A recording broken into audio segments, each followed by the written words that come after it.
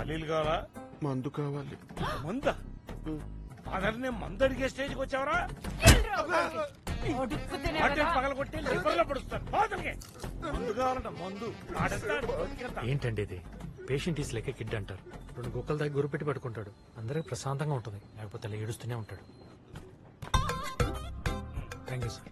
వాడు మన శత్రువు. అడ్వైస్ మంచిదైతే ఎవడిచ్చినా తీసుకొచ్చాయి. ఆ పిచ్చోడు నిద్రలో ఉండగా మనం జంప్ అయిపోవచ్చు.